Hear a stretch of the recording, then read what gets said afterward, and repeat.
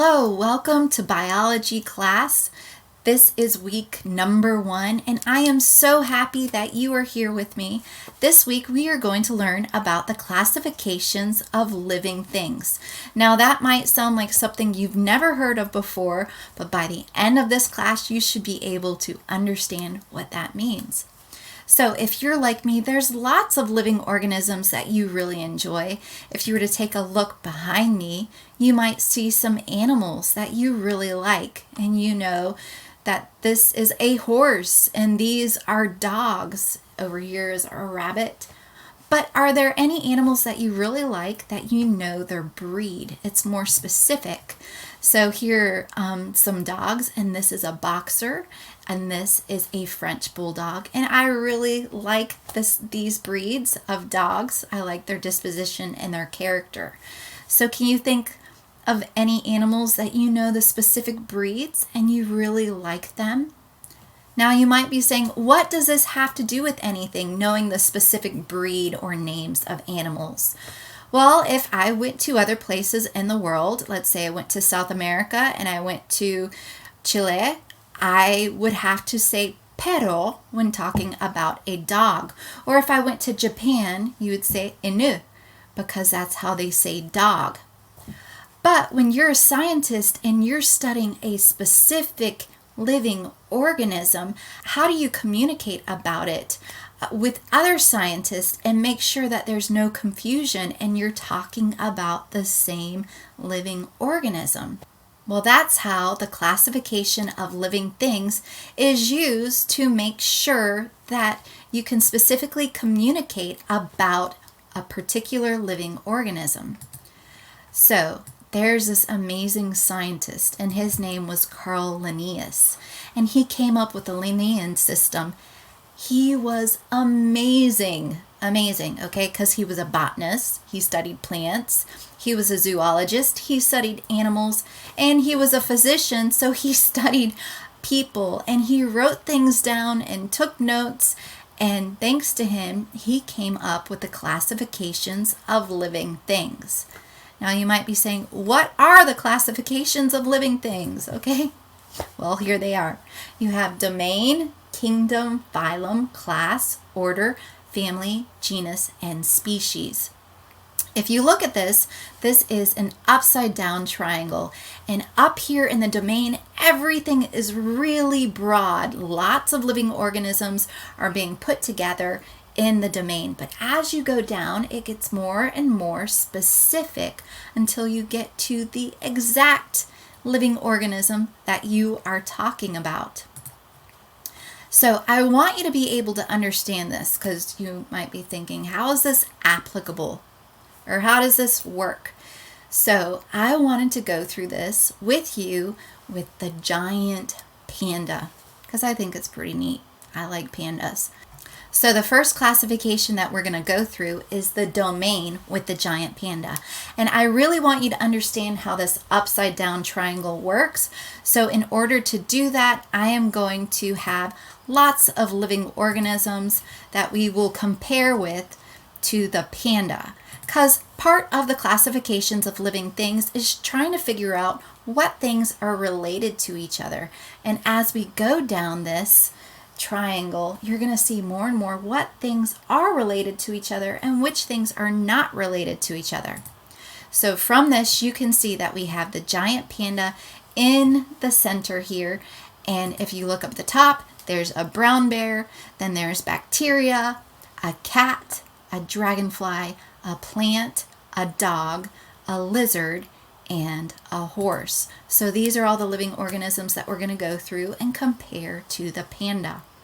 Now the first classification that we will go through is the domain.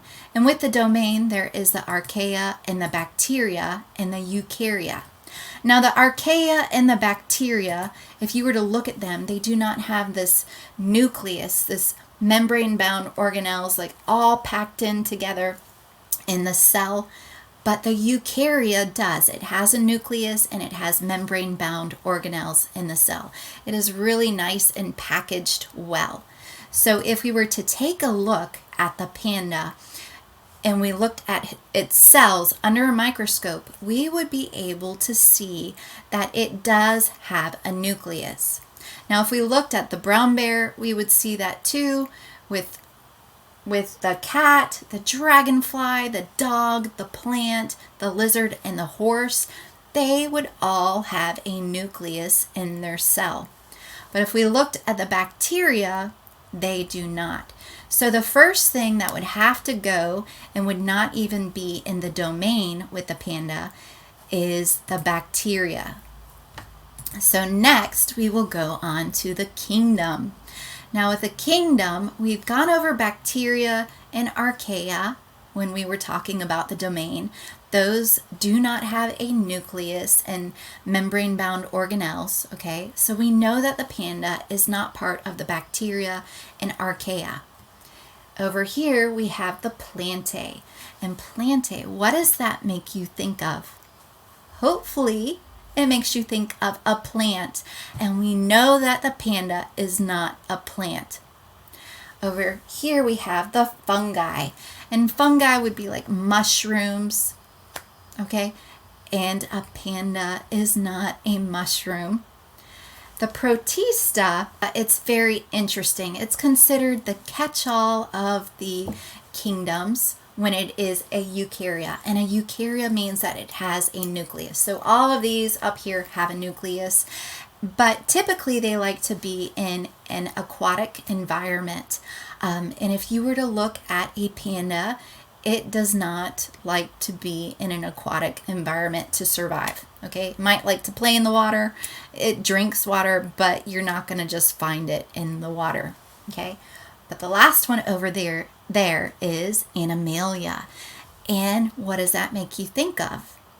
Hopefully, it makes you think of an animal.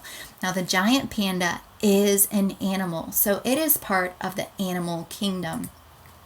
Now, when we look over here, we can see that the bear is an animal, the cat is an animal, the dragonfly is an animal, our panda, we already said, is an animal, the dog is an animal, the lizard and the horse are both animals, but the plant is not an animal, so the plant has to go. Now we will move on to phylum. And there are lots of phylums, so I'm just going to talk about a couple of them. But if you look behind me, you will see that there is a jellyfish. Now, a jellyfish is part of the Cnidaria phylum.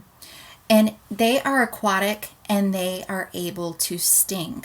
And if you look at a panda, you will see that it is not aquatic and it does not sting. Okay, so it would not be part of the Cnidaria.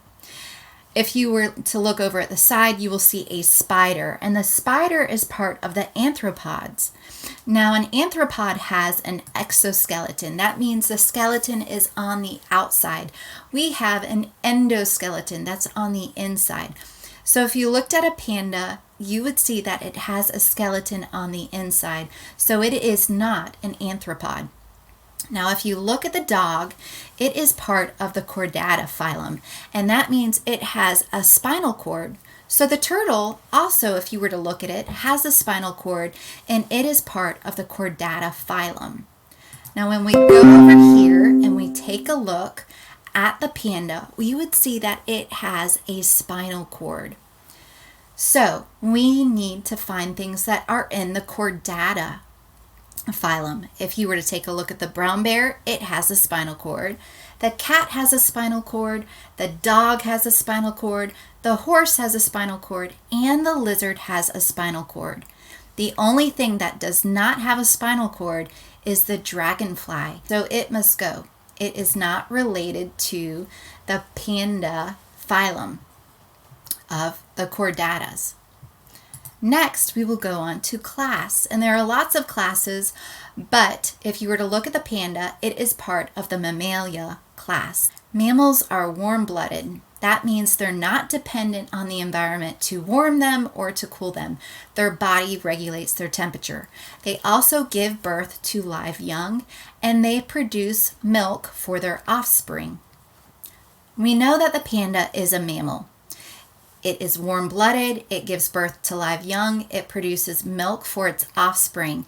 And if we look at all the animals, we will see that the bear, the cat, the dog, and the horse are mammals too. But if we take a look over here at the lizard, they are cold-blooded, they do not give birth to live young, they lay eggs, and they do not produce milk for their offspring. So the lizard has to go. It is not part of the same class with the giant panda. Next, we will talk about the order. And the order that the giant panda is in is called carnivora. Those living things in the carnivora have teeth so that they can eat meat. They don't necessarily have to eat meat, but they can, and they have the teeth to eat meat. When we look at the animals that are left, we could see that the bear, it is able to eat meat. The cat and the dog all are able to eat meat. They have the teeth to be able to eat meat, but the horse does not. So the horse must leave. It is not part of the order Carnivora. Next, we will talk about the family.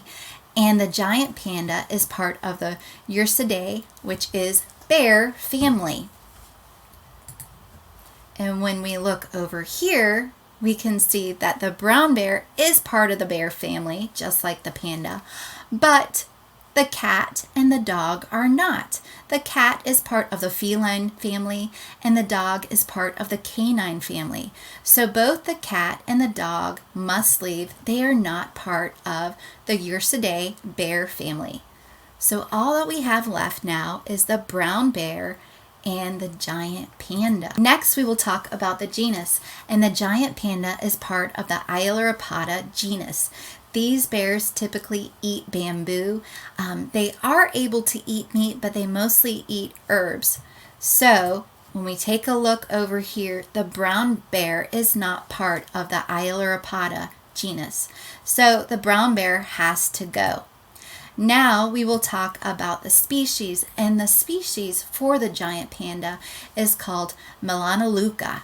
So this is the specific species of the giant panda. It is very narrow.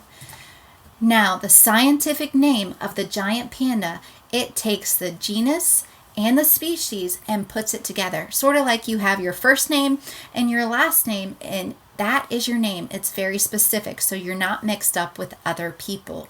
So the scientific name of the giant panda is Ailuropoda melanoleuca. Try to say that 5 times. That's difficult. But hey, if you can remember it, you can tell your friends and family, hey, I know the scientific name of the giant panda. It's called the Ailuropoda melanoleuca. So when we go over the 8 classifications of living things with the giant panda, we can see that the domain is Eukarya because it has a nucleus. The kingdom is Animalia. It is an animal. The phylum is Chordata because it has a backbone. The class is Mammalia because it's a mammal. The order is Carnivora because it can eat meat. The family is Ursidae because it's a bear. The genus is Ailuropoda, and the species is Melanoleuca. So those are the 8 classifications of living things with the giant panda. And as you can see, the more we went down classifications of living things, everything got narrower and narrower. Less living organisms were related to the giant panda. The more we worked down the 8 classifications of living things. So now that we've gone over the 8 classifications of living things, what are some things that make you think about God and his character and his nature? Because in science, God's revealing himself all the time. Okay, so we just went through the classification of a giant panda from the domain all the way down to the species. And when I look at it, I think about all the names that have been made because there are so many living organisms. We can't just call a dog a dog. There are so many different types of dogs. God created so many different things, so many complex, amazing things, even if it's like minuscule and you can only see it under a microscope. It's amazing to take a look at. And it also makes me think about, at the beginning, God told Adam to name everything. and we're still naming everything. Not everything's been discovered, and I think, maybe, just maybe, God will use you to discover some new living organism, and then what if you get to take part in naming it all the way down to a species name? I don't know. It's just what comes to my mind. So I want you to think about that. Discuss it with your family. How does this have anything to do with God and His nature and His character? Until I see you next time, happy learning. Bye, guys.